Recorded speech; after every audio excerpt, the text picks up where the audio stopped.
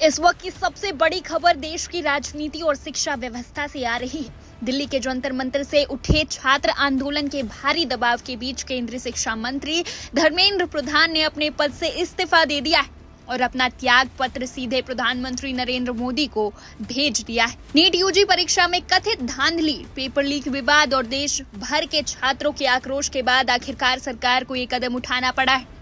धर्मेंद्र प्रधान ने इस्तीफा सौंपते हुए कहा कि राष्ट्र सेवा उनके जीवन की सर्वोच्च प्राथमिकता है, लेकिन इस इस्तीफे के आते ही जंतर मंतर से लेकर पूरे देश के छात्र संगठनों में जश्न की लहर दौड़ गई है। जंतर मंतर पर अनशन पर बैठे प्रमुख सामाजिक कार्यकर्ता सोनम वांगचुक ने धर्मेंद्र प्रधान के इस्तीफे को देश के जनतंत्र और छात्र शक्ति की बहुत बड़ी ऐतिहासिक जीत बताया है। सोनम वांगचुक ने विक्ट्री साइन दिखाते हुए सोशल मीडिया प्लेटफॉर्म एक्स पर लिखा कि ये सीधे सड़कों से निकले प्रत्यक्ष लोकतंत्र, शांति, धैर्य और लगातार संघर्ष की जीत है। उन्होंने कॉकरोच जनता पार्टी और देश की पूरी जेनजी यानी युवा पीढ़ी को बधाई देते हुए उन सभी नागरिकों का आभार व्यक्त किया जिन्होंने डर को त्याग कर देश के हर कोने से आवाज उठाई। आंदोलनकारियों का स्पष्ट कहना है कि केंद्रीय शिक्षा मंत्री धर्मेंद्र प्रधान का ये इस्तीफा सिर्फ एक शुरुआत है और जवाबदेही तय होने के बाद अब देश की पूरी परीक्षा प्रणाली में व्यापक सुधार का समय आ गया है। सोनम वांगचुक और आंदोलन से जुड़े छात्र संगठनों ने सरकार से मांग की है कि परीक्षा व्यवस्था में पारदर्शिता बढ़ाने,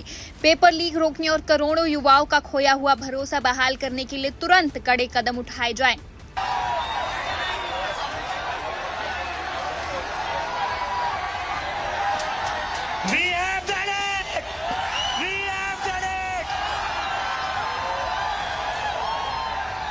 धर्मेंद्र प्रधान ने रिजाइन कर दिया है।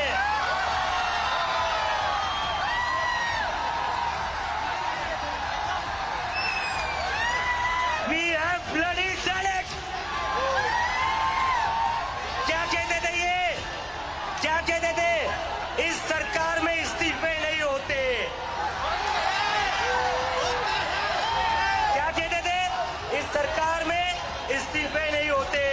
धर्मेंद्र प्रधान के इस्तीफे के बाद अब राजनीतिक गलियारों में भी हलचल तेज हो गई है और विपक्षी दलों की ओर से भी लगातार प्रतिक्रियाएं आ रही है। ये पूरा घटनाक्रम साबित करता है कि जब देश का युवा और आम नागरिक एक होकर शांतिपूर्ण तरीके से अपनी आवाज बुलंद करते हैं तो सत्ता को भी जवाबदेह बनना पड़ता है। लेकिन सबसे बड़ा सवाल अब भी बना हुआ है कि क्या सिर्फ एक मंत्री का इस्तीफा देश के करोड़ों छात्रों के भविष्य और हमारी शिक्षा प्रणाली के दोषों को पूरी तरह से ठीक कर पाएगा?